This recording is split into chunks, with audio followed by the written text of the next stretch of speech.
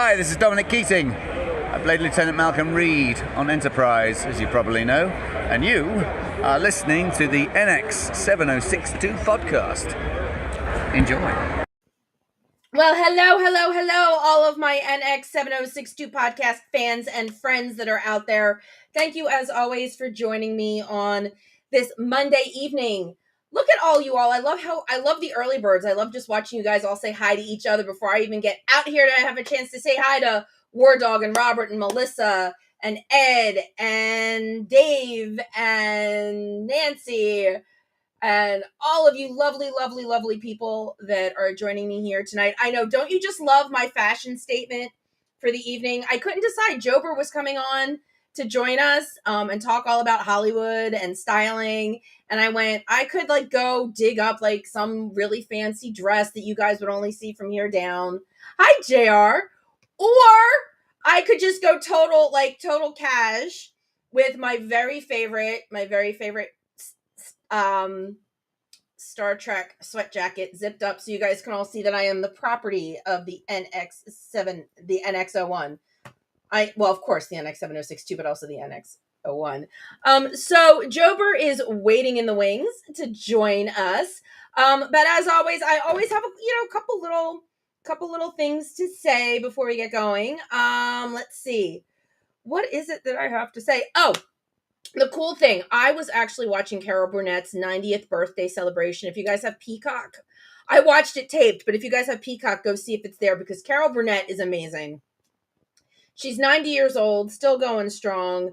Are there ties to Star Trek? Absolutely. Leonard Nimoy showed up in the middle of one of her sketches as Mr. Spock. He just walked on and he's like, yeah, it was great. So there are definitely Star Trek ties there. But one of the big Star Trek ties that I noticed at her, hi, Trucker Mike, at her 90th birthday celebration was Scott Bakula was in the audience. They were doing, that thing where somebody says something funny and they pan to who's laughing, and they panned right to Bakula. I had to rewind it to make sure, but there was our Captain Archer laughing away. And it was a split second. It was right towards the end. But like I said, Carol Burnett is a national treasure, and her show, Pluto's got 2 Star Trek channels and 1 Carol Burnett channel. And it's definitely worth checking out. So what is the other thing I have to talk about? I just heard from the Shuttlepod Show, and I'm glad they're here because I was told that if I get this wrong, I'm getting corrected. Shuttlepod Show, we got to do the after party stuff. So this is what's happening with the Shuttlepod Show. We've got episode coming up, which is we get to watch The Cage, and then somebody's going to review I want to say Joe Russo. You guys will correct me if I got that wrong. Is reviewing it, and so they're going to watch it, and we're going to watch them watch it, and they're going to review it, and it's going to be amazing. A little MSTK action, along with a review and an in-depth discussion of the show. So that is this Sunday. Then next Sunday, we can look forward to reading Rainbow Man himself, LeVar Burton. And the following Sunday is Vic Fontaine, James Darren. And I told Mark when he called that I was incredibly jealous because I've been trying to get James Darren for this show for a while, but I don't think he Facebook messages. So I don't know how else to get him except Mark. Mark, you're not interviewing him yet. Maybe that'll be my question. Maybe when they go up for questions for Jimmy Darren, I'll be like, please do my show. That can be my question for James.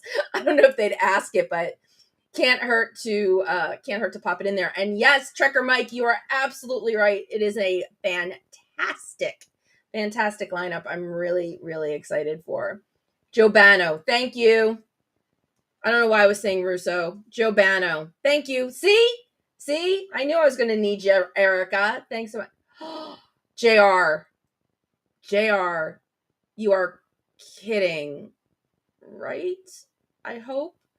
Thank you, Melissa. That's right. MSTK Mystery Science Theater 3000 which also has a channel on Pluto. If you don't know what it is, download Pluto TV and check it out. It's amazing and funny and wonderful, and it's people riffing on really, really bad B-movies, and trust me, they make a ton of Star Trek references. It's really funny to sit and watch it. And especially when in fact, they riffed on, well, it went from MSTK, absolutely, Melissa, MSTK to Riff Tracks.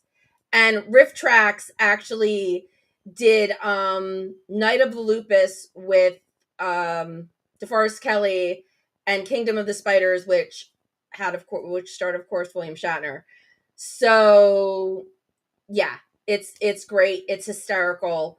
I like Mike. For those of you that are out there that understand this, I like Mike Nelson better than Joel, even though Joel's the originator of it. And it's amazing. And I don't want to take up too much more of my time talking about it because I could really do an entire show just talking about MSTK.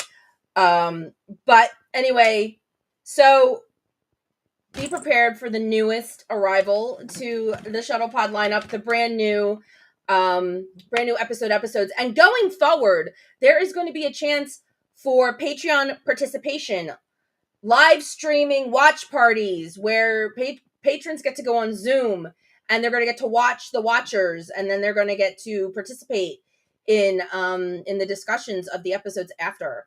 So I know Shuttlepod Show is working on the logistics and figuring out the best ways, but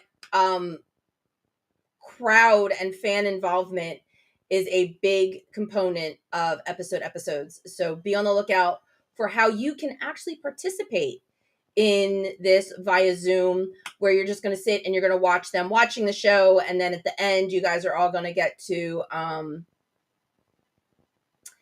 that's cool, David. Outstanding in his field. That's awesome. I can tell you guys share the same sense of humor. Jober is going to be out in just 2 seconds.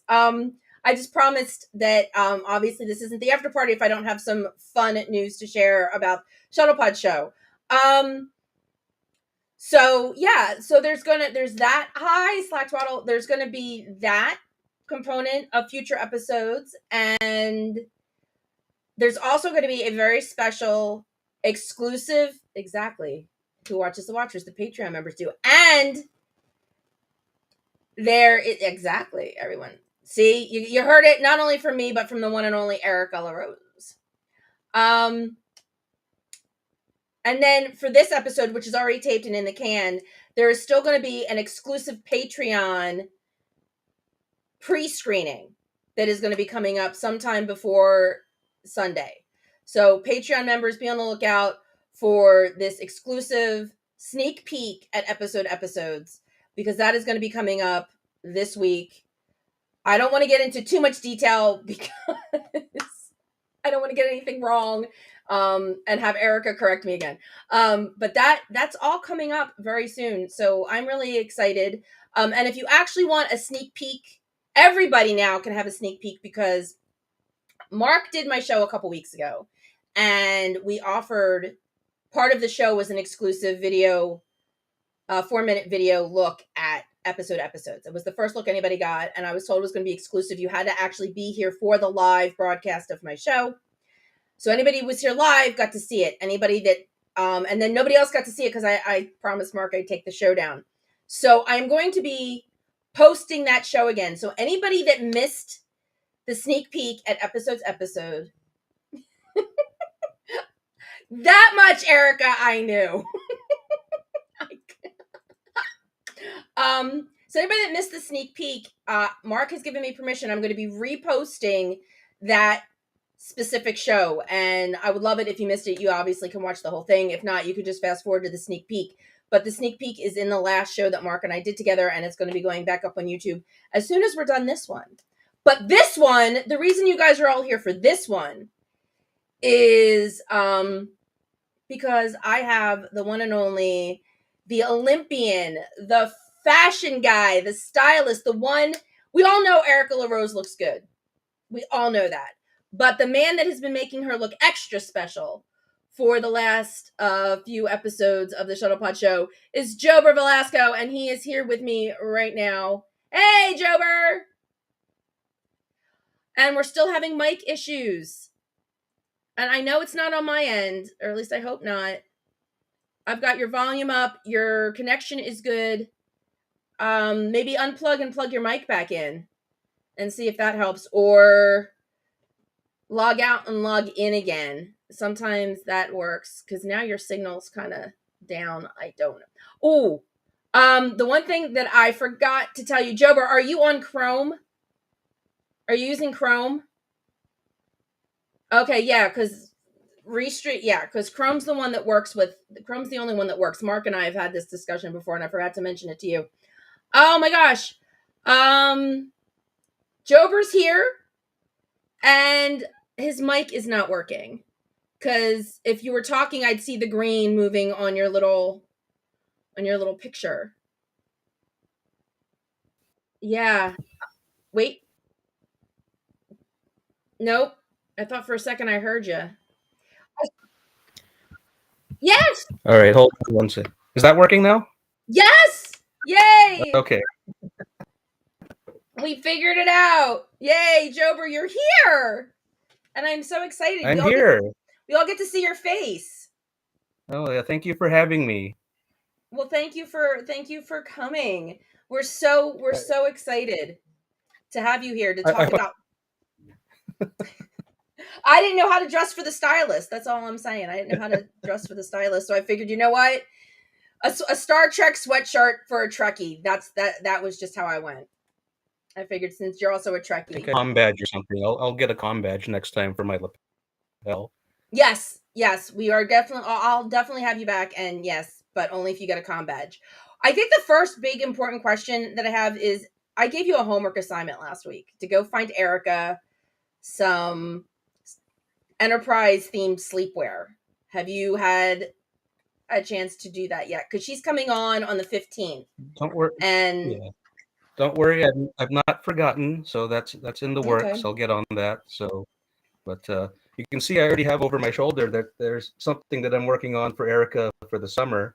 So you get a little sneak peek of that. The sundress, that's so pretty. Yeah. I love how I've always said Erica and I've had conversations. She could pretty much wear anything. She's got the coloring. Oh, yeah. She's got the body style. The body. What's the word I'm looking for? I don't want to say shape because that sounds so. But she's just got the build. That's the word. She's got the build that she looks good in anything. I think. Because I think what people don't understand is you can't just say when you're a stylist, you can't just be like, I look good in clothes. I pick good clothes. It's not just about the clothes. It's about the person that you're putting them in. Oh yeah, absolutely. And like I could literally put Erica in a potato sack and she'll make it look good. So, it's very, very, she's one of the best people I've ever worked with. Aw, and you're not just saying that because she's here, but she does like the sundress. Yeah, I mean, she is. I mean, and she's got such great coloring for just, you could pretty much put her in any color too, I think. Which makes, I think it, does it make your job a little easier to have somebody to work with that's so... Yeah, no, it definitely helps. Although, Erica has told me that she doesn't like polka dots. So we avoid polka dots with her. So.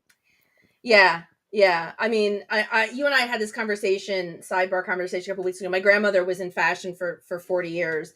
And I loved her to death. But she liked green.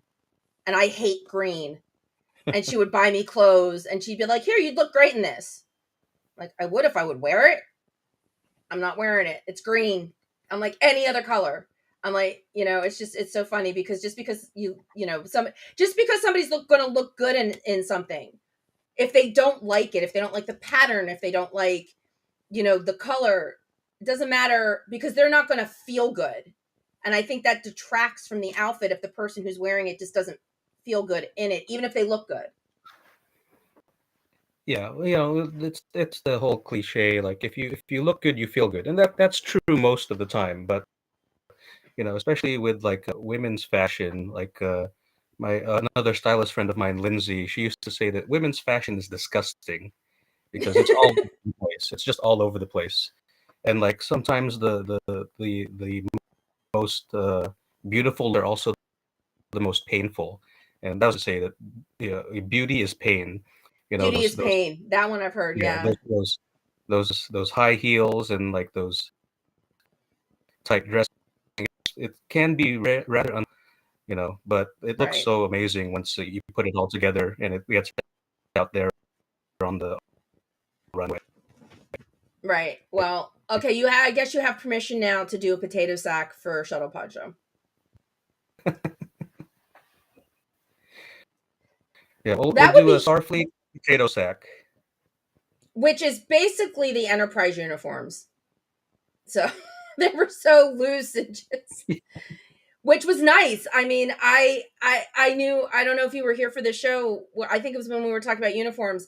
I knew somebody. I always get excited when I see somebody cosplaying Enterprise somewhere. I always get excited because I still feel like Enterprise gets the short end of the stick, and not a lot of people Oh, yeah. appreciate it. More people are appreciating it now.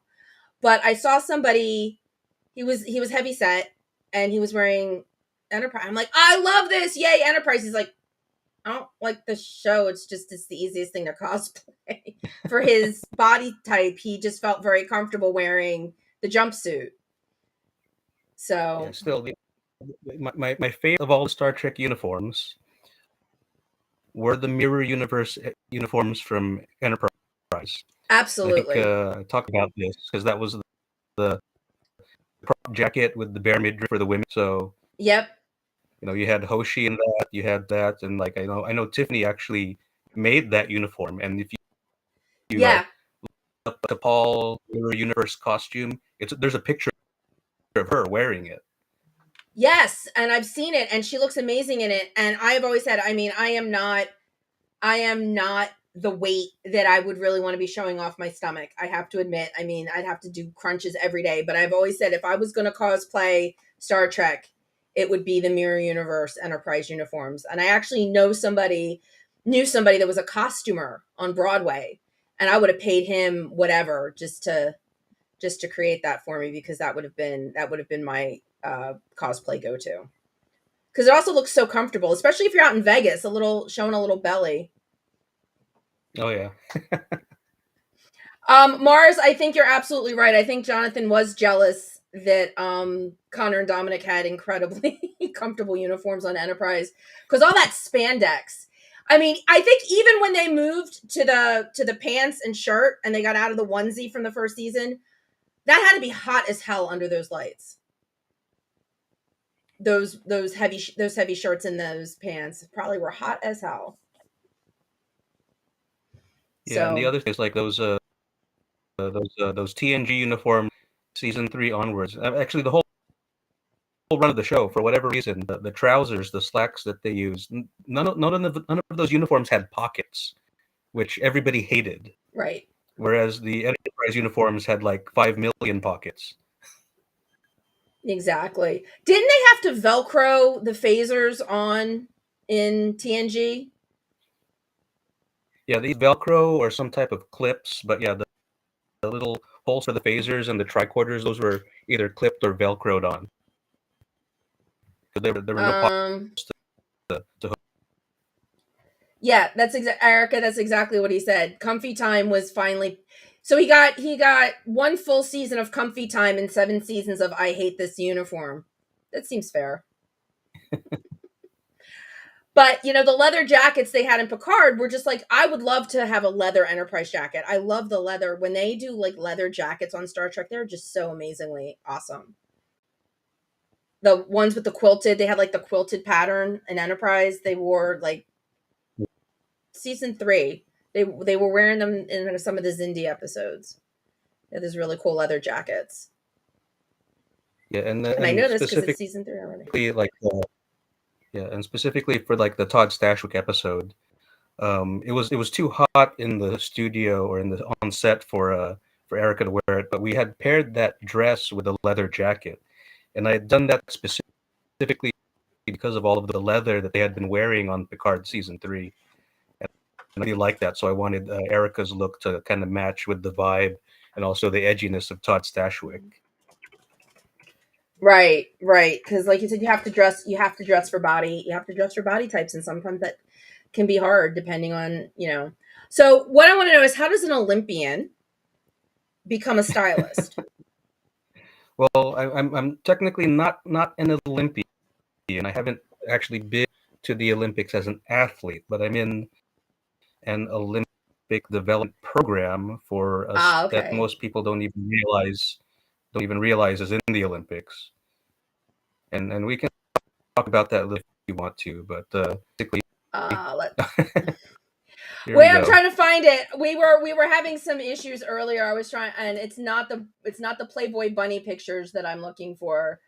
That's what I was looking for. There we go. Yeah, There we so go. that's me, and for those of you that are Criminal Minds fans, that's Joe Oh, Joe Mantegna Montaigne. in Criminal Minds. So For yeah, and so for the any I'm sorry, go ahead. yeah, yeah, the sport that I actually am an athlete in is actually shooting. So yeah, I'm an Olympic rifle shooter. I do 10-meter air rifle and 50-meter three-position rifle, and that's what I do when I'm not doing styling. That's amazing. For me, yes, I love Joe Mantegna in Criminal Minds. I thought it was a fantastic show. I thought stepping into Mandy Patinkin's shoes had to be incredibly Yeah. difficult, and I think he did an amazing job. But for those of you that know me, know I'm a huge Christopher Reeve fan, and he did a movie. It was very interesting. It was a movie before, I think it might have even been the last one before his accident, and he actually played somebody that ended up in a wheelchair. Oh yeah, I And remember that movie. I remember that movie. yeah, Yeah, and I think it was so good. I loved it. yeah, Yeah, Kim Cattrall was Kim in Cattrall it. was in that also. Yeah, yeah. Yeah, There's a Star so Trek there's another. connection. Yeah, There's Star Trek. Yeah, we just got Superman into Star Trek. Kim Cattrall. He worked with Kim Cattrall. It was a really good movie. Suspicious, above suspicion. yeah, it's something like that. I'll have to look it up, but I do remember Yeah, watching that one. Yeah, yeah. It was yeah, really good. There was this really great scene at the end where Joe Mantegna's character was convinced that Christopher Reeve could walk and had killed his wife and brother, yeah. He and stabs him in the thigh in the with like a pair of scissors, and Christopher Reeve doesn't move at all. He's committed. He's so committed to it.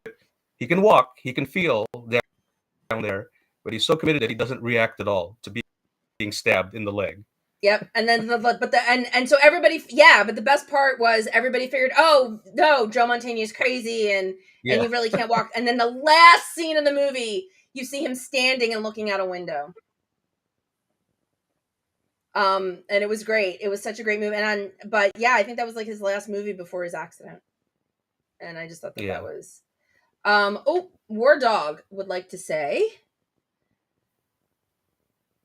Oh, excellent, Coach. excellent, War Dog. Yeah, I know it's interesting that I for a long time working in Hollywood, I didn't actually talk about it very much. I didn't bring up the fact that I was a competitive rifle shooter. I didn't, just never brought it up because in certain circles, people don't actually like that kind of stuff. So it's nice, especially in this community, the Star Trek community. Like when I was at the live event back in February at the Gary Marshall Theater, I talking to some people about it, and like there were a lot of other people that were interested in it. And one of the guys was from Switzerland, and in Switzerland, sport shooting is a big thing. So we actually connected to that, so not just Star Trek, but also just the fact that we were both competitive rifle shooters. So yeah, All right. I really enjoy it. So it's obviously it's not a sport for everybody, but that's okay. Yeah, no, I find it interesting. All right, so we've got another Star Trek connection in your styling world, and this is the one I really wanted to talk about. Is your connection to the one and only Andy Dick, the other Well, EMH in Voyager? so yeah, so that's a funny story. So this was a while back. This was a fashion show that I was helping organize and produce for LA Fashion Week, and we had invited some celebrities to do the red carpet, and Andy Dick was one of those celebrities.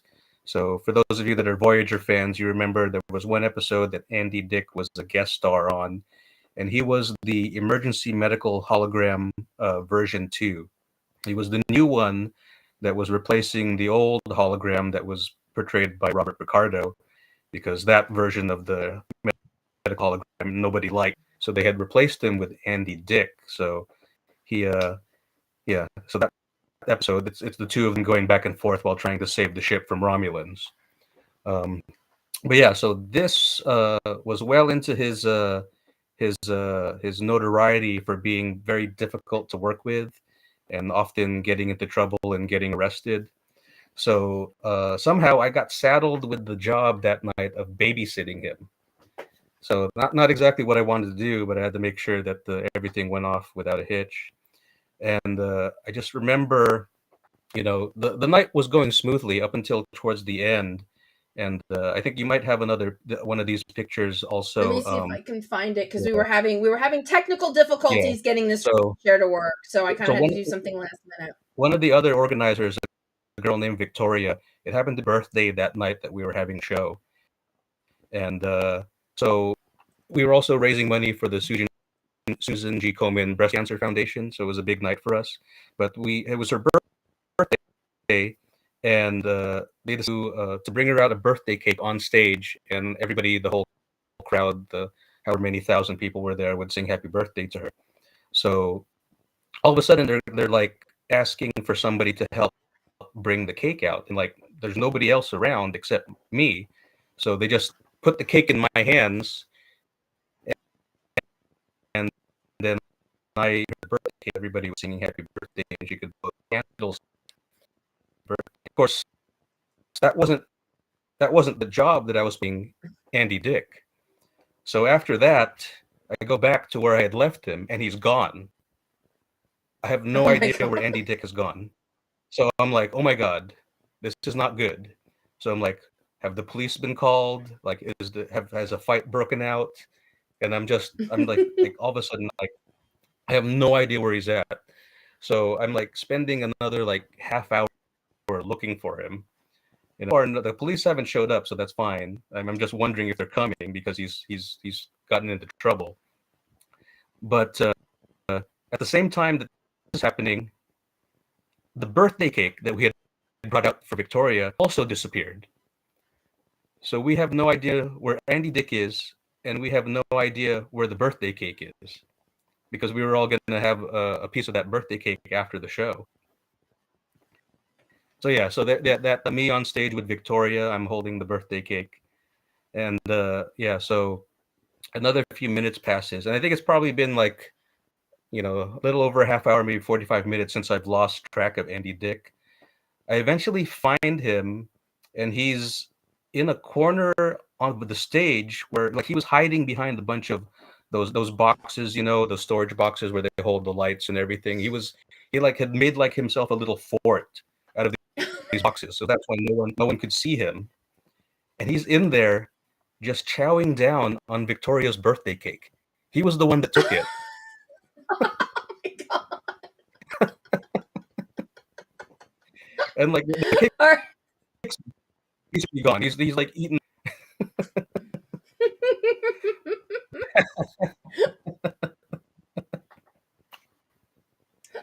Oh my God. The air rifle might have kept him from stealing the cake, maybe. Oh my. Yeah. So luckily he didn't get into a fight with anybody. He didn't get drunk. We did have alcohol that night also, but like I was able to find him. It was fine. But for the future, if any of you ever happen to have the job of babysitting Andy Dick, just give him a cake and you'll be fine. He'll just There you go go. to a And corner and eat it. and ask for like double and triple pay. I actually liked him in News Radio. News Radio is one of my favorite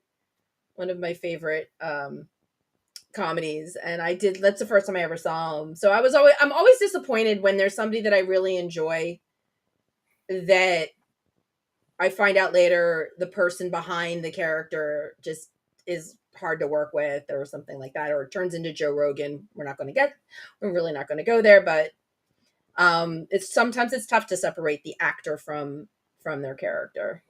Yeah. News Radio was great. Oh, JR, it was good. It was great until Phil Hartman was murdered and they tried to replace him with John Lovitz. It was great. And Maura Tierney was awesome.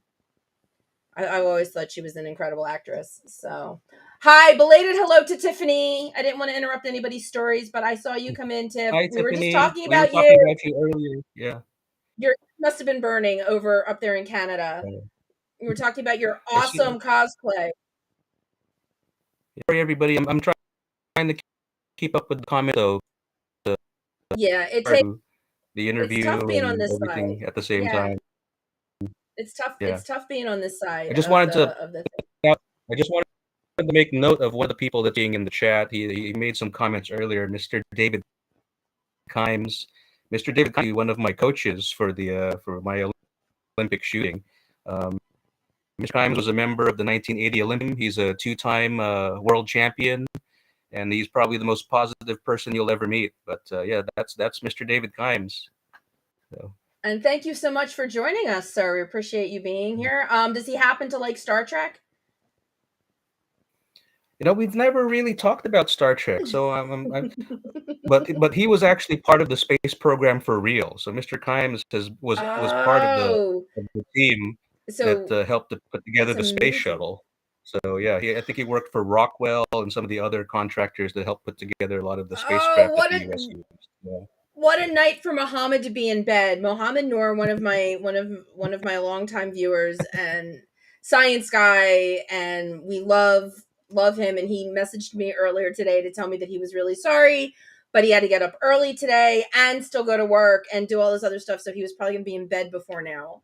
So now Mohammed's gonna be very upset when he watches the replay to find out that he missed a science guy that helped with the space Well, program. hopefully, I know Mohammed's going to come into town. I think Dom said in July to be on the show, so maybe I can arrange an introduction. I'm sure Mohammed would love Oh, to meet Mohammed would Mr. Kimes. love that. Oh my God, he will. I told Mohammed, I said, if you're going out there, I have to go as your booking agent.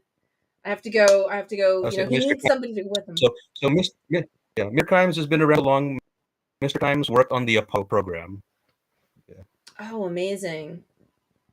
Amazing. All right. Well, so we've got to ask, what did he have anything to do with the movies? The Spielberg movie. What was that? Apollo 11, the one that got stuck? The Tom Hanks movie? Oh, Was you that the mean one? Apollo Apollo 13, 11? where Apollo 13. I'm terrible. 13, where they had to. Yeah. Yes. Yes, because I know movies like that, they usually do go to, So obviously. he was on Mr. Kimes.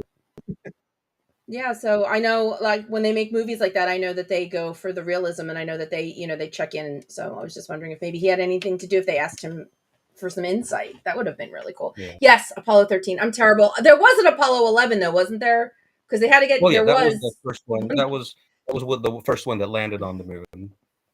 So. Oh, okay. All right. All right. Yeah, no, that's amazing. Might have to have him as a guest next season to talk like real science. Maybe him and Muhammad could come on my show and do something like that. That would be amazing to have the two of them just sit back, and I'll just sit here and they can just talk science. That's totally fine. I can take a break. I'm a one woman show doing this. This is why the 15th is my last show, because I need to take my summers off. I don't have a We all need team. some time. We all need some time for Yes, ourselves. exactly. Okay. Oh, look, we got quotes. Failure is not an option. There we go. See, I love the I love those kind of movies, the ones that just talk about like the real life heroes, that kind of stuff. I always found it really interesting. Oh, War Dog. Let's see. Oh, wow. That's amazing. I don't know. Maybe we're about to make like some sort of connection between David and War Dog. Yeah. That would be awesome. It's a small world. It's literally a small world. Yes, it is. And you know what? The Star Trek community is just amazingly small. It's just so funny when you're like, you sit there to, oh, well, do you know? Oh, yeah, I know blah, blah, blah. And they know blah, blah, blah. So you sent me such an amazing array of pictures. You have had such an amazing stylist career. You've met so many very cool people. You sent me so many pictures. Is there one in particular? Is there a story out of all of the pictures that you sent that you really want to share? Because I don't want to just definitely arbitrarily pick a picture. Yeah, well, definitely let's get the Joan Rivers one out of the way. Oh, absolutely. Absolutely. I have always been a really big fan of Joan Rivers. There she is. I've been a really big fan of hers for a very long time. So I want to hear Joan Rivers stories. So I'm actually wearing the same thing I wore when I met her. So this is kind of Oh signature yeah, look look. at that. This is what most people know me for. But yeah, so that was on the set of Fashion Police at the E Network Studios. And the funny thing is, I was actually not there for Joan. I was actually there for Kelly Osbourne, Ozzy Osbourne's daughter, who was also on the show, because we were collaborating on something. But I was there to meet with Kelly, and then I just kind of hung out for a taping of the show. So at the end of it, I'm like literally just standing the opposite side of the set, and Joan's on the far side, and she sees me, and she literally, I mean, in my mind, she ran over to me. So she probably just walked slowly, but in my mind, she ran over. And the first words out of her mouth were, "You look fantastic." And then I felt my consciousness and my soul leave my body. And then I was just like looking around, asking, "Did anybody else hear that? Am I dreaming?" Because like that's literally like as a person in a stylist or a person in the fashion industry, like getting a compliment from Joan Rivers is as good as it gets. I mean that was like the top. You know, I can't beat that. Yeah, no, I can't You know. even. I can't even. I can't even imagine. All right, so Melissa had said something about Kelly Osbourne being fun. Was Kelly Osbourne fun? Okay, Kelly So was hilarious. I actually, she gets kind of a bad rap for being, an Osborne kid, and being kind of loud and abrasive and everything, but nothing but sweet when I was with her, and it was actually a little bit after done Dancing with the Stars, so she had lost a lot of weight, and she was absolutely gorgeous, just stunning, So I really enjoyed the time that I spent with her. She was nothing but awesome. all right, I'm going to take a stab because when I loaded these into Google, the file names aren't readily available. Is this Kelly, or am I Oh no, totally wrong? yeah, Who's that that? is my old boss. That is my old boss, Ilaria Urbanati. So Ilaria is one of the top fashion stylists in the world, and I was lucky enough to be her assistant for some time. And she did with all of the big with the all the A-listers. So when I was with her, our clients included Bradley Cooper, Ryan Reynolds, Ryan Gosling.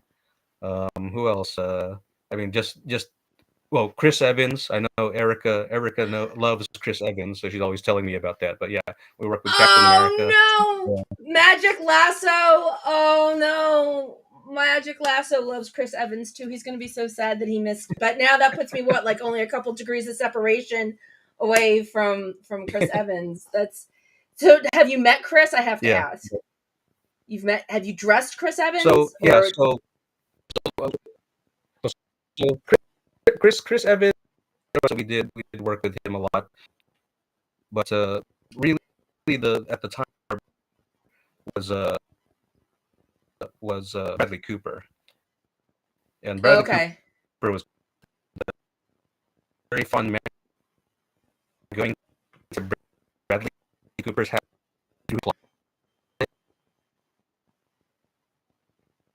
Ooh. in the Palisade and rummaging and Bradley Cooper. So I would go to Ford store in Rodeo and just pull out.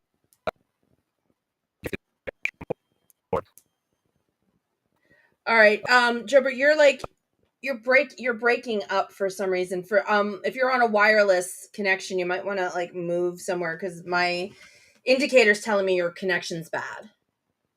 So I mean, I can vamp if you have a chance to like do something about your connection. The one thing I am good at, everybody knows, is me completely vamping. I talked to Magic Lasso today too, and the one night he has to miss because he had to work. And I told him, I'm like, doesn't work understand you have more important things to do? And now he's missing a Chris Evans story. Okay, looks like the connection's better, but now the sound's gone again.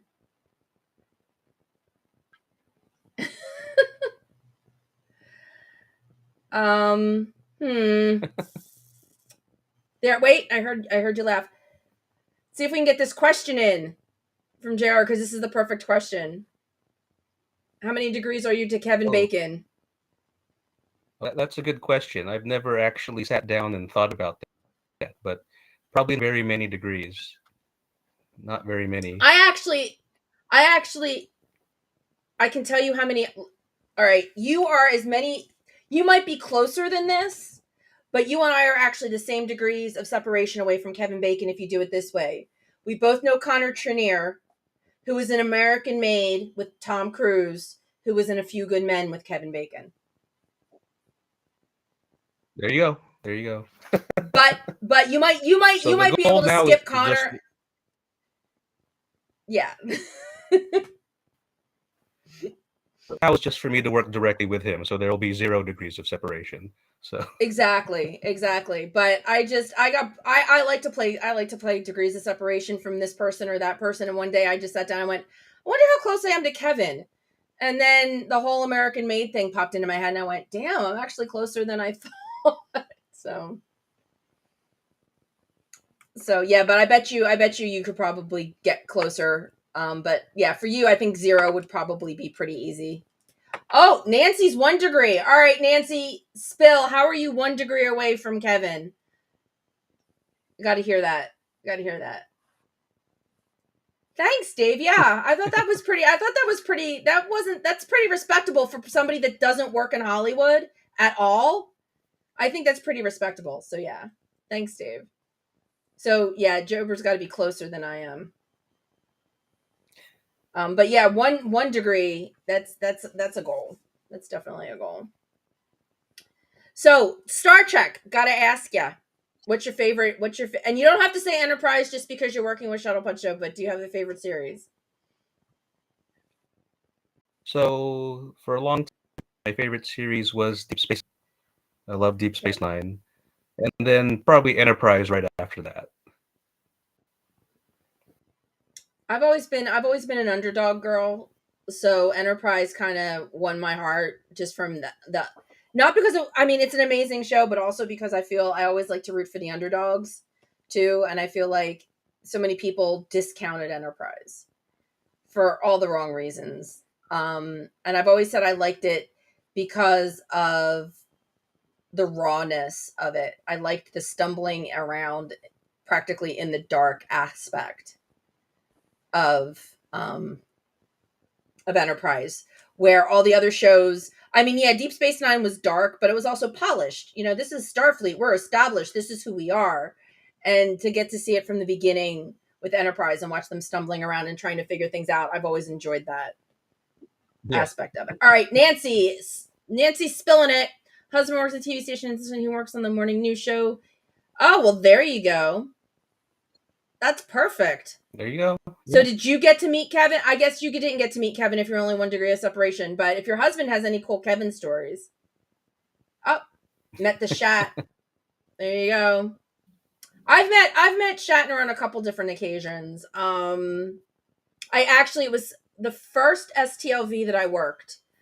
I worked in the auditorium and Shatner were signing autographs and I was the person assigned to keep people from like snapping pictures because you're not allowed to snap, like the looky-loos that would just hover around and try to get those sneak pictures of Shatner. So I was assigned to do that. And then he got finished and he got up to leave. And I immediately ran to the door that he was leaving through just to open it for him. Just so I could say I opened his door and I went, Mr. Shatner, and he smiled and nodded. I'm like, oh, there we go. I'm good. Oh, Dave. What does Dave got to say? Love to throw a wrench at it, engineering, figuring things in Enterprise. I still contend Trip is my favorite engineer. He was writing the books. Exactly. He was writing the books. Scotty wrote the book on how to be a miracle worker. You know, add 2 hours to everything. But Trip actually wrote the book. He actually wrote the book. So, but, he was the first. All right. So, he was the first. Sometimes the first can actually be the best. Okay. So what other pictures am I calling up? What am I looking for? Yeah, because I sent you so many. I know you sent me so many. Or you can. There was a whole. You want me to just pick one and you'll talk about it? Oh yeah. Like Let's I do said, that. Let's do that. I don't have labels on any of these pictures. Oh, you know what? All right, I have to do this because you the way you captioned this in the email you sent. Let me see if I can find it. That's the one I want to talk about. Just because of the way you captioned it. Let's talk about that one. Oh The yeah. whole Did I tell you I race cars? Yeah, so I do that also. Well, I did that. I mean, I haven't raced in a little bit, but yeah. So like, you name something. I've probably done it, except gone to the moon. But yeah, no, I've been a race fan for a long time, and I grew up. I was born and raised in Long Beach, California. So if anybody's familiar with that area, every spring there's the Long Beach Grand Prix. So for many years, I went down to Shoreline to watch the Indy cars race there. And yeah, where my love of racing came from. I still watch Formula One, IndyCar. I'll catch NASCAR occasionally, the World Endurance Championship.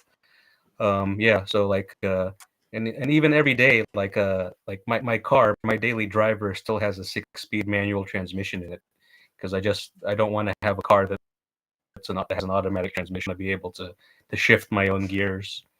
But Oh, yeah, that's amazing. So that's Formula One. Is that Formula so One? that's a Skip Barber Formula car. That's a photo of me actually. It's now the WeatherTech Raceway in Laguna Seca. That's a track that the Indy cars actually race at. I've also raced at local tracks here in California, like the Auto Club Speedway, Button Willow Springs. I've gone back east a little bit. Well, not all the way back east, but I've also raced at Road America in Elkhart Lake, Wisconsin.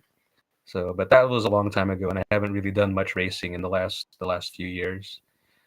Melissa, oh yeah, I drive a very basic car. It's just a Honda Civic Sport hatchback. But it took me almost 2 years to find the one that I wanted because every time I would go to dealership or look at online inventory, they all had automatic transmissions, and I specifically wanted a manual transmission. Hold on. People keep chatting too fast for me. Eric and Mark wants to turn sugar beets into sugar.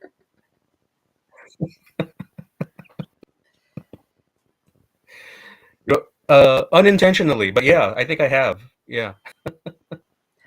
I actually treated myself for my 50th birthday. There's a race car experience not too far from here. So we went, and I had signed up for the Porsche, and the Porsche wasn't available that day. So I got the Lamborghini that was the Mystic paint.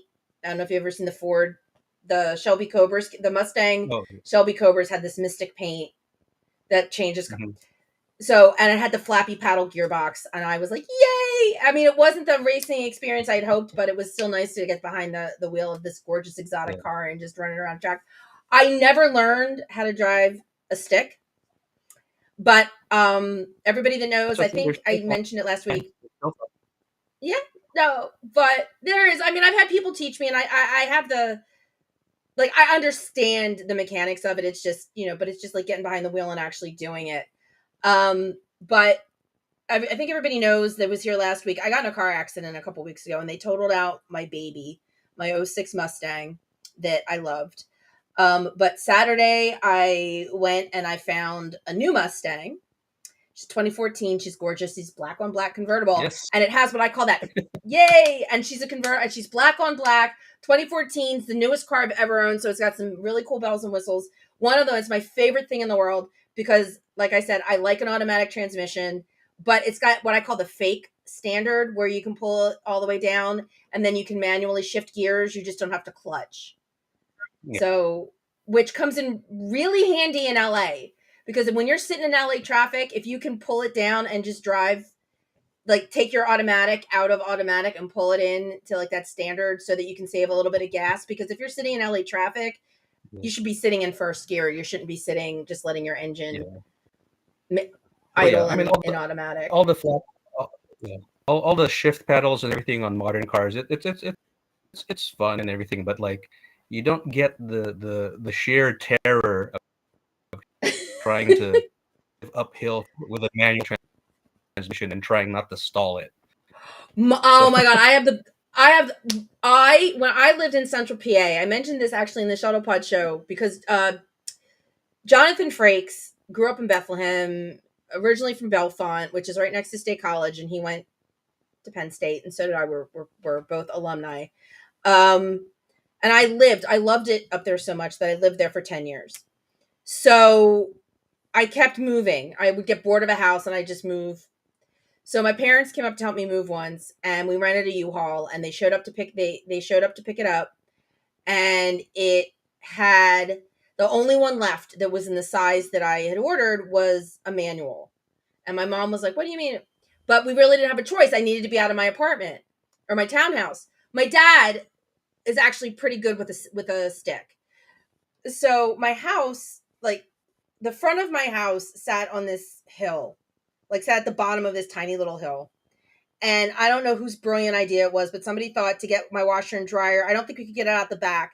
So to get the washer and dryer out the front, he backs the truck down the hill. We load everything up. And I remember I'm sitting in this front, and I had my little betta fish in his little tank on my lap. And my dad goes to go up the hill and leave. And he puts it in first, and he hits, and the car goes up and starts to slide back. And all I thought is, my security deposit is not going to cover a truck hitting the front of my house. It's just not. And my dad stops for a sec. He stopped it in time, but I'm sitting there and I'm like, what are we going to do? Like, I don't want you to try this again. And this time you're going to knock the front of my house over.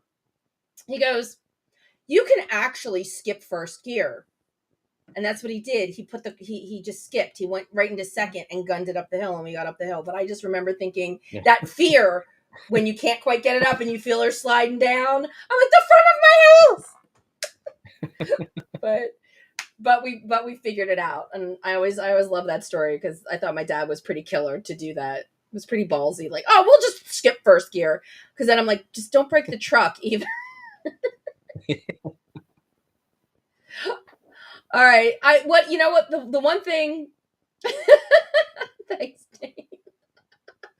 The one thing that I've learned about doing chat, especially when you're live, is separating when the chatters are chatting amongst themselves, and you can just let it fly by because it has absolutely nothing to do with you. They're all just talking amongst themselves, which is great, which is why I love this community so much. Come here. All right. Yes, Dave. She's a gorgeous ride. I'm going to have to post pictures. It's been raining here all weekend. Today was the first nice day. I took her to my mechanics with the top down just for him to give her the once over. Let's see. Really want to drive a Lambo around a track. I looked into doing it in Vegas, but it wasn't terrible here. It wasn't terrible. And it's middle of nowhere, Pennsylvania. Let's see. Sorry, Tiffany, about the traumatic flashbacks. It was funny, though. It's funny to look back on it now, all these millions of years later. But I still literally, I remember it down to the detail of the betta fish on my lap. But I will tell you this, because this is something else that most of the people that watch know that I am very good at, is taking stories that you think have absolutely nothing to do with Star Trek and turning them around. And this is how I'm going to do that with the Lambros story. So go drive the car around the track. Mom and I we decide to stop for lunch before we head back down into Jersey. And it was the 7th Rules virtual Trek Con with the interview that I did with Sirach and Ryan, where we did the Alien Nation interview. And that was another reason why I'm like, we have to stop for lunch. I had my tablet with me. I'm like, we have to stop for lunch somewhere where there's Wi-Fi, because I need to watch myself do this interview, because we had taped it. I hadn't seen it since we taped it, and I wanted to see it live.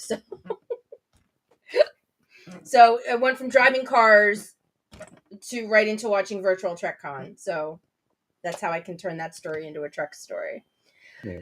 Well, here's another Star Trek connection. This is really deep in the weeds. So, manual transmissions apparently still exist in the future by the next generation era.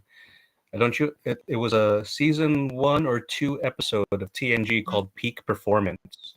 And this is the one where the Enterprise is going to do a simulated war game against, I think it was the USS Hathaway. and Riker was going to command the Hathaway, and Picard was going to command the Enterprise. So they right. beamed the skeleton crew over to the Hathaway along with Wesley, and Wesley brought one of his science experiments with him that they could use. They could plug it into the warp core so that the Hathaway would get like 1 second of warp, so that they could just zoom away if they needed to.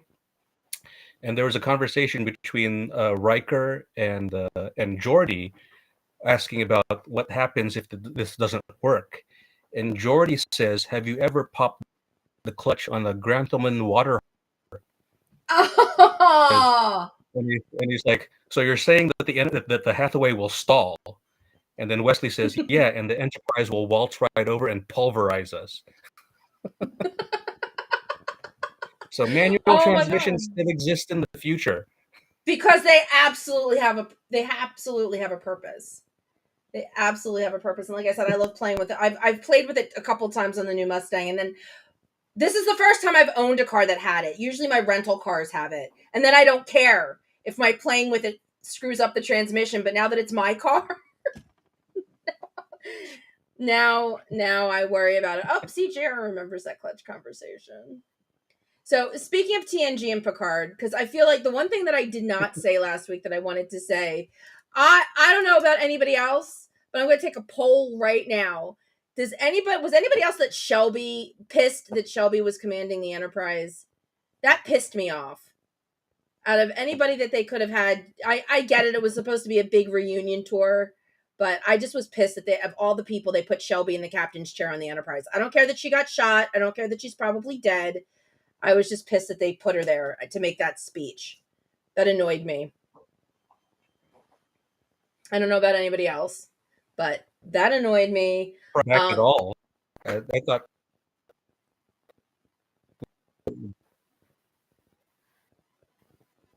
go back to the best of both worlds.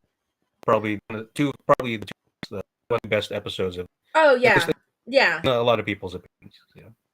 Oh no, I thought it was a great episode, and she was definitely somebody that you'd love to hate. I mean, they definitely brought her into Best of Both Worlds to be that person that we all like could hate. But yeah, it was annoying. The other thing was annoying was she's like, the NX-01 went out and blah blah, and I'm like, how about like at least say Captain Archer and his crew? Like the ship didn't go out by herself.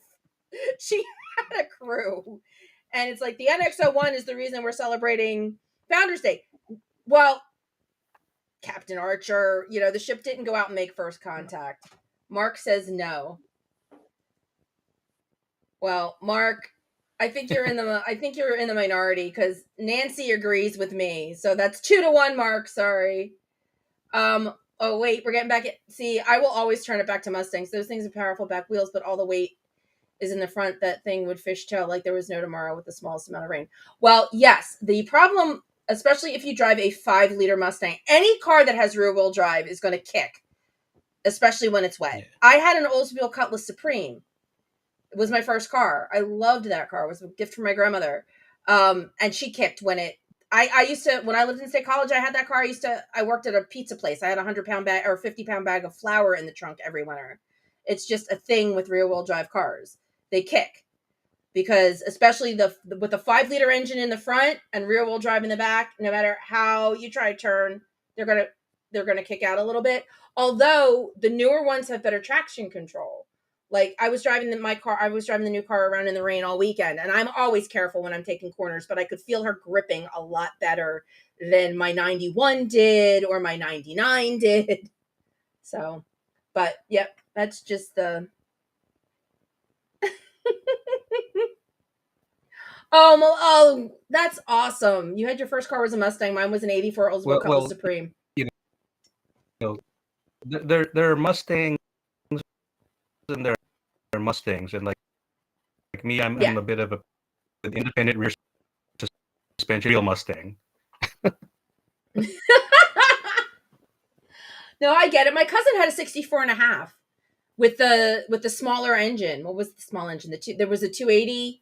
I think that was the more popular model, and there was like the 269. So he had the 64.5 powder blue with a white top, which was called the girl's car because of the white top. I love that he let me drive that car a couple times. I thought that was like the coolest thing because I was one of the first Mustangs ever, and he let me drive it. And I bet none of you thought this was going to turn into an episode of Top Gear, but here we are. Some things people don't know about me. I'm a little bit of a gearhead. What sounds like a street fight, Mark Cartier? I love it. I love it. I love it. Eric has got to be clear about who she's speaking for at this point. It was really mom's car, but it's what I learned on. Yep, I hear you. I hear you. It was really mom's car, but it's what I learned on when I was 16, and she let me drive it all the time. First car I paid for was a Chevy Cavalier. See, that's the thing. My first Top Gear. I only love British Top Gear in its original form with Hammond, May, and Clarkson. I don't like. Yes, exactly. Grand Tour. Grand Tour is where you can find them now on Amazon if you're a gearhead, which I absolutely am. I think Jober's frozen again because it looks like his connection's down to like redlining. So I will sit here and talk about cars, and hopefully his connection will come back. Yes, I also do like the Mustangs with 4 legs. I was just talking about horses earlier, and I think, and I hope I'm not ruining anything, and Jober can come back and yell at me if I am, but there might be a little bit of a Kentucky Derby feel to one of Erica's outfits coming up since it's Derby weekend this weekend. Oh wait, we saw the sundress. It's Derby weekend this weekend, everybody. Kentucky Derby. Woo! Can't wait.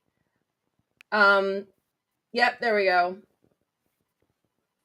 Every episode of the original British show and Grand Tour. Grand Tour isn't nearly as good. They were funnier with a small budget.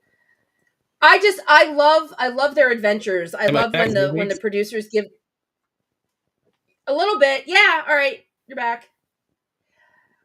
You know what's funny, Janine? We talked about big hats. It's all right. We talked about big hats, but because of what Eric has. Yeah. Go ahead. Oh no, I'm still able to see, although my video is cutting in and out, but like I see a lot of that Top Gear stuff going back and forth. So I have a connection to Top Gear also. So the good one, the British one, or the American one? No, yeah, the not so good American. So I was actually there for the friend of mine also. I actually ran against him also back in the day. So when Ray's doing the show, he invited me for the first episode. So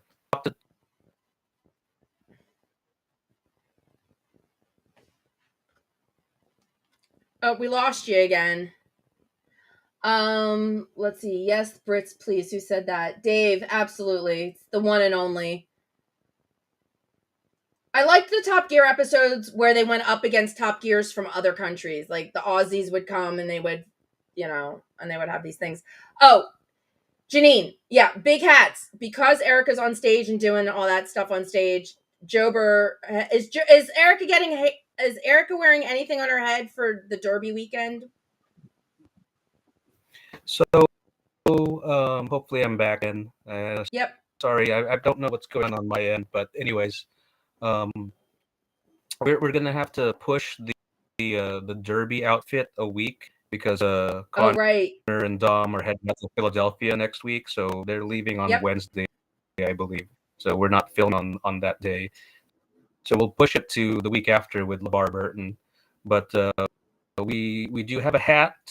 And it's not going to be a gigantic one because we don't want it to be a huge distraction on camera when Erica's in the show. But yeah, we do have something planned for that. Yeah. Yeah, May sneaks up. I was talking to other people today about the Derby. I don't want to, it's on my bucket list to go to the Kentucky Derby, but I do actually live close enough to Belmont that if I could buy a ticket to the Belmont Stakes, I could actually go up for the day. I could probably do the Preakness too, if I felt like driving down to Maryland. Unfortunately, Kentucky just isn't a day trip, but the other two probably are. Oh, would you like to come say hi? Oh, look who it is. It is the general himself. General Zod has come to say hello. Off the rack. I love that. An off the rack Vulcan costume. No, we've got some idea of the future, and again, like I'm so new to the show and everything because they'd already done a full season before I got them. But I just want to say thanks again to Erica and Mark Cartier because if not for them, I wouldn't actually be here. So this is actually like my fourth round with in the entertainment industry because originally when I was younger, I wanted to be. I went on auditions, never booked the thing. Then I decided that I wanted to work behind the camera, so I actually worked in production. I was a PA for a long time, and then I worked in sound. Gave that up, and then I found styling. So yeah. And you're So they obviously are amazing at it. filming on when. Yep, just not I guess. So how did you, I mean, the one thing we haven't even talked about, and hopefully your connection will hold out for the story, how did you get involved with the Shuttlepod Show? So literally, just going to the live event back in February, which I originally was not going to go to, because the event was also the week California State Rifle Championship. So I was going to do that instead of going to Shuttlepod. And then at the last, I was like, I've won the state championship before, so it's like I can let somebody else win it. So I decided to go to the Shuttlepod live event and met Erica and Mark and everybody. And Erica and I just started talking because like when I was there, I was actually hanging out with like the volunteers and the crew because that's what I was used to when I was working in the industry. I always was with the crew backstage or somewhere. So I was with them. And we just started talking, and I was like, "Yeah, I'm a stylist. I've worked with these people, like yada yada yada." And Erica mentioned that she wanted to branch out into some like more fashion-related content, possibly on like a separate channel project of her own. So we just got to talking, and yeah, that's how it all happened. And I contacted some industry. So again, I want to say thanks to Rikia. She's the designer for Kirsten and I. Also, the handbag designer, Paula Parasoto. So the last post from Erica, you'll see she's carrying a handbag from Paula. But they were the first two designers to jump on with us. So we haven't even showed yet. We have an unboxing that Erica's going to do because Kirsten and I gave her a couple dresses and then some other bags from Paula that we want to show off in the future. So go ahead and check those folks out. Just go to Erica's Instagram and you'll find them. But yeah, they've been very, very, very happy to just, and we're looking forward to working with them in the future, not just on Shuttlepod, but on anything else that Erica wants to do. Right. No, and I think that's amazing. Because I know, how difficult it is for anybody to like wake up and be like, what am I going to wear today? What's going to look good on camera? And to have you just there and just work with her and I know, and just make her look amazing. I can't, I know it's a load off of anybody's mind when like, when you have to worry about how you're going to look in front of the camera. Yeah. And that's one of the things that people on the outside don't realize because like when you get to a certain level of celebrity, or even not just like some people are just so busy, especially people in in the public eye.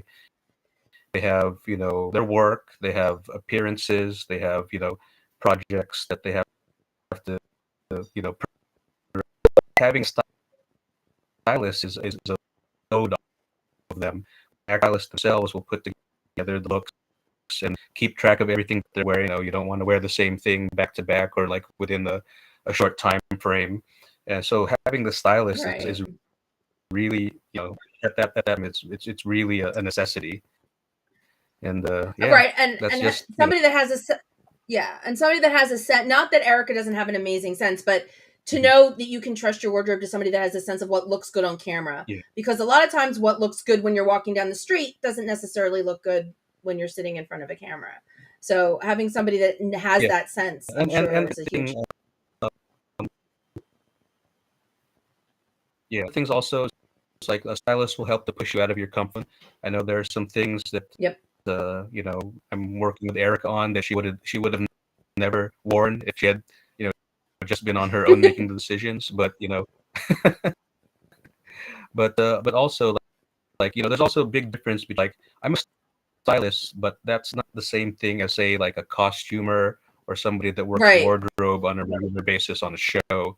Because like I'm not this is not a union thing. Like the costumers and the wardrobe people, there's an actual union and guild for them, and but that's not what I do because most stylists like myself, Ilaria Urbanati, Maeve Riley, Jessica Pastor, we style celebrities for appearances like red carpets, movie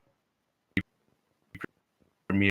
It's a completely separate thing, editorials from you know doing on a show or a motion picture. Right. So we're Well, yeah, kind of blending the two Shuttlepod. So, but it's really fun so far. well, yeah, and I mean the big difference is when you're a stylist, you're styling for Erica LaRose, the person. But when you're costuming, you're not designing for the person per se, you're designing for their character. Mhm. And sometimes that's very different. Even though it's the same body, obviously a character style may be very different than the personal style of the person that's portraying them. Oh, and you just reminded me. I wanted to give a shout out. I don't think she's on the chat, but like my friend Rachel Paulin, who's a stylist also and is a costumer now. She was a costume on the show, Carol Burnett's 90th. I That know I you was just mentioned that. talking about earlier. Oh my god, that's Yeah, amazing. yeah. Not Bob Yeah. Mackey. Did you watch it? I didn't get a chance to watch it, unfortunately. So I'll have to Maybe catch it's on it. Peacock because it was an NBC Yeah. production. But there was a whole. I forgot that Bob. I've been watching the reruns on Pluto, and I forgot Bob Mackey. She was talking about Bob Mackey, who not only did those outfits that she walked out on stage with, at the beginning when she was talking to the audience, where it's just Carol Burnett Mhm. in a beautiful Bob Mackey original. He costumed for everybody. He did the costuming for the entire show for every person. He Yeah. designed that curtain dress that she wore for her Gone with the Wind parody, and the originals in the Smithsonian. Yeah, so I love that. I mean, I love 70s fashion because of all the sequins. Like Cher, I always thought Cher looked amazing back in the day, and she could wear Bob Mackey at the drop of a hat. Um, yeah, but I can see Erica wears your everything. comment, Erica. You're welcome. It's such a pleasure to work Yeah, with we'll you, put it up Erica. again. Yeah, I can't. Yeah, because I mean, yeah, like I said, I mean, it's a lot. It's a lot of work trying to figure out. Like you said, when was the last time I wore this? When did I do that? When did I do that? How do I look in this? And to have somebody in your corner that can take all of that off so that you can concentrate on being the host of the show Yeah, and not is amazing. And I yeah, definitely think that and it goes a long way yeah, to. and I can and right now, Erica, the relationship with me and Erica is really collaborative. So we bounce ideas off of each other. But again, Mhm. like having the stylist, you have that person that can take on more of the creative aspect of it. So Right. because like I like Todd Stashwick's episode, we wanted leather and something sexy, and so we got that. And then I love for that dress. I love that yeah, outfit. That was probably my favorite. yeah, and then so the secret to that one actually is so that dress that Erica wore is actually a lingerie piece, Oh and we just wow. had to we had to fill in a little bit of it to make it more appropriate for the show. But it's actually a lingerie that was really revealing. We just had to make some adjustments to it to It worked. And cover yeah, it up and a little bit. this But it week's was really looked good. fantastic. Yeah, Yeah. I love what the other And then thing. yeah, and you have to take oh yeah, and you just have to duration from wherever you choose. Like for me, Right. Now, we started the spring season with all of the spring looks. So we took inspiration from Right. the season, but now I'm also taking inspiration from the guests that we have coming and whatever events that are happening at the same time. So that's why we have an upcoming Kentucky Derby outfit for Erica, around the Kentucky Derby. So yeah, it's just really fun. I love the creativity and the whole process, and working with Erica is just a dream.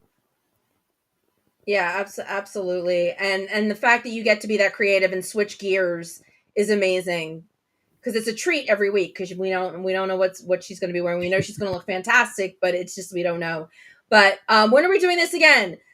Well, it'll have to be next season, but Jober is always welcome to come back. Yeah, Yeah, yeah, next time definitely, definitely. we'll I think I yeah. will get the one big question out of the way, because I know this is what a lot of people came for, because they wanted to know how I actually got into styling. So we Yep. haven't touched on that yet. So yeah, so where do I begin? So, like I said, this is like my third or fourth go around in the entertainment industry. But styling was really nothing that I was actually looking at getting into like 10, 12 years ago. So I'd already left the entertainment industry, working a regular job in import export logistics, and around suits. I had tailors that I use, and all of my suits are custom made. I don't get off the rack, off the peg suits. But when the economy went down the toilet in 2008, 2009, I ended up without a job, and I was unemployed for almost 2 years. So, everybody was saying, why don't you do something in fashion? Because you always dress really well. You have nice suits. And it was never that I actually thought about wanting to do. But since I couldn't find a job anywhere in the industry that I had, just been laid off from, I went to the one place that everybody goes to when they're desperate. I went to Craigslist. Oh my And god. so on Craigslist, the LA Craigslist was this ad, this really, really sketchy ad for a stylist school. And I'm like, this looks like this could be a scam. This could be legit, but like, I'm at this point. I'll do anything, to find work or whatever. And the school actually was called the School of Style. It still exists. And what it wasn't really a school. It was like 2 weeks worth of classes, seminars, and everything on the business of being a fashion stylist in Hollywood. Because there's a lot of stuff behind the scenes that people don't know about, as far as like paperwork, documentation. There's a certain protocol that you have to deal with, that you have to go through when you deal with the PR showrooms. So that's a lot of stuff that people don't realize. There's a lot of paperwork involved. But this school actually, went through that process and told you what you needed to know. And the best thing about it, it turned out to be legitimate, even though they had a really sketchy ad on Craigslist. The best thing about it was, once you completed the classes, they put you on a mailing list that had all these other stylists on it that were looking for assistance and help. Literally, you could finish the classes on like a Monday, and then on the Tuesday morning after you've done, there's an email, and it's saying, "Oh yeah, Beyonce needs assistant stylist for her next music video. Please reply." So it turned out to be like one of the best things I ever did, because like all of these major stylists were using this for help, and that's how I ended up working with Ilaria Urbanati and working with Bradley Cooper and Ryan Gosling and Ryan Reynolds, Chris Evans. Because again, my background was in men's fashion. So, um, ooh, do you have the picture of me and Max Greenfield, right? Yep, I do. Hold on one second. Let me just double check which one it is. Okay. I have to cross reference, but make sure I want to make sure I don't guess this time and get wrong. Do. And I am such a triple. Yep, that's it. All right. And it went away. Hold on one sec. Sorry. Come on, Google. All right, let's see if I got it right.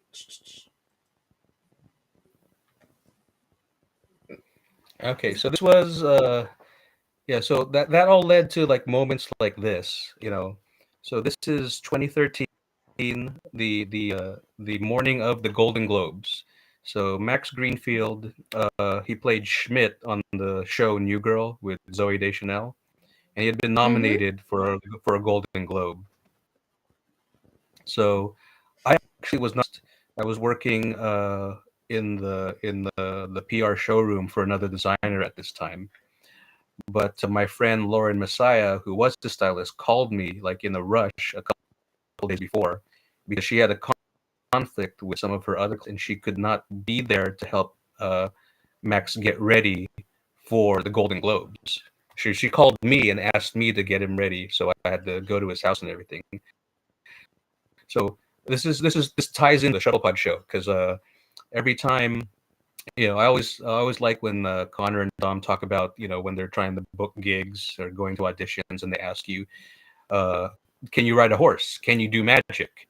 You always say yes, even if you can't, and hopefully you don't get caught out on that. So when Lauren called me, like she was in a rush and like panic, and she's like, the first thing out of her mouth was like, "Can you tie a bow tie?" And I'm like, "Yes."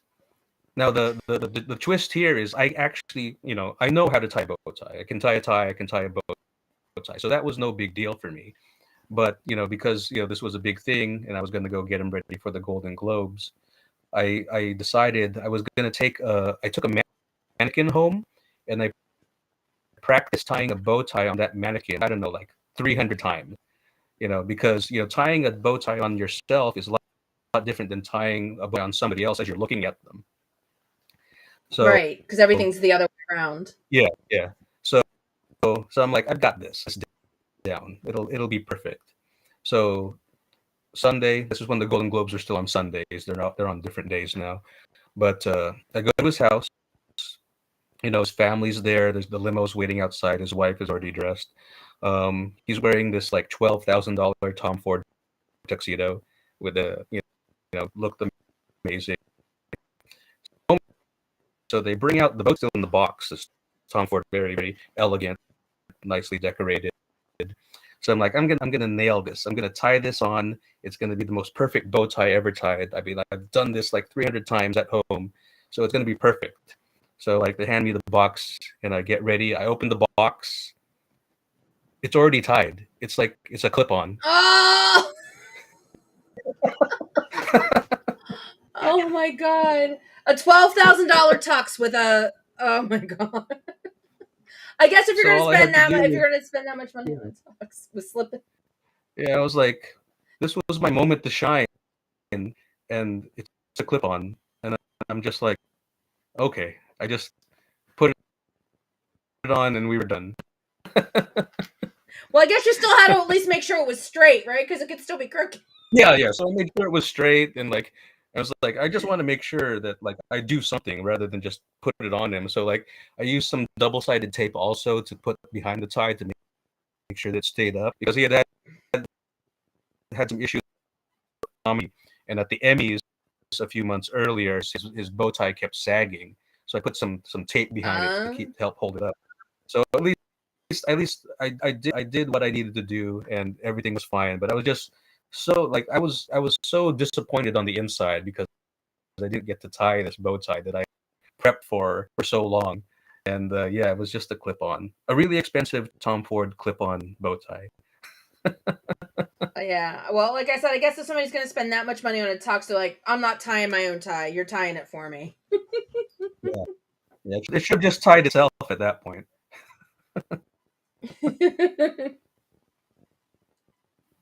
Scotty bow tie miracle worker. I love that.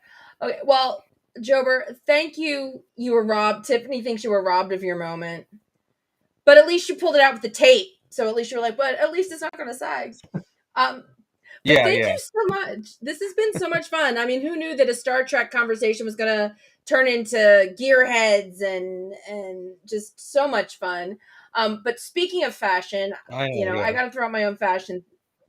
I have a store, and I actually did just design some new merch. It says Home of the Chat Pack 2.0. So if you want to support the show, you can go check out the store, and all the new Chat Pack stuff is front and center on my little Teespring store.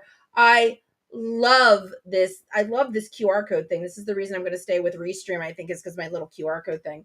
Because you can check out my store by scanning a QR code. You can become a patron by scanning a QR code. It takes you all to that. It takes you all to all these wonderful sites. All you got to do is scan the QR code. And I have a new thing if you want to just donate directly to the show. You can scan, there's QR codes for everything. Don't have to type anything. Just hold your phone up to the screen and click on. Of course, if you're watching me on your phone, it doesn't help. But I love my little QR codes. Like I said, you can hit my store. You can become a patron. Or you can just donate directly to the show. That link I haven't put anywhere yet. I need to do that. But if you go to my website, there's links for Patreon and there's links to my store. And Erica, I'm going to let Erica have the last word to our guest. She loved your story. She loved your story. Yeah, see, exactly. So if you're watching on the phone. So there are links on my website, which is just nx7062.com. There are links on the website to become a patron and to buy fun stuff at the store. So wait, hold on. Oh, JR, I do the same thing, JR. I love doing that. Anybody that's got a smart TV, I've been watching the Shuttlepod Show. I watch Shuttlepod Show in like 52-inch glory, and then I type. And just to give the Shuttlepod Show and anybody else that I'm watching a little extra boost, I log on to a different YouTube account. So I type as the NX7062 on my computer, and then they get one extra view because I'm viewing it on my TV in another one of my YouTube accounts. So I love that. Jober, again, thank you absolutely so much for joining me. We had so much fun. This has been probably the most bouncy around topic show that I've ever had. I think we've covered so many different topics, and I love it because, like I said, I love figuring out ways to take one topic and then just flip it back to Star Trek. So you were a real challenge doing that tonight, and that was so much fun. You are definitely going to come back for next season. Can't wait. Next week, I think we're just going to talk about the summer and what's coming up and conventions that where you'll be able to find me over the summer. Everybody loves a future gear. Yes, there will be a future Gearhead show, Melissa. I think we can put that. And I think maybe I'll try and find somebody else in Star Trek that likes cars. JG actually is a Mustang guy, so I might have to have JG back on the show and we can talk cars. More car talk. Oh, okay. So it looks like we're taking the show on the road and we're going to do car talk. I will definitely put that down for a new topic for next season. But again, Jober, thank you so much. This was so much fun. Again, totally gonna come back next season. Everybody watch the Shuttlepod Show. Keep saying thank you. Everybody watch the Shuttlepod Show for all of the amazing content and Erica's amazing outfits. Can't wait to see the Derby Day outfit. And until I see you all again on Monday of next week, don't forget to please live long and prosper. This is Connor Turner. You've been listening to the NX7062 podcast with Stephanie. Enjoy your evening.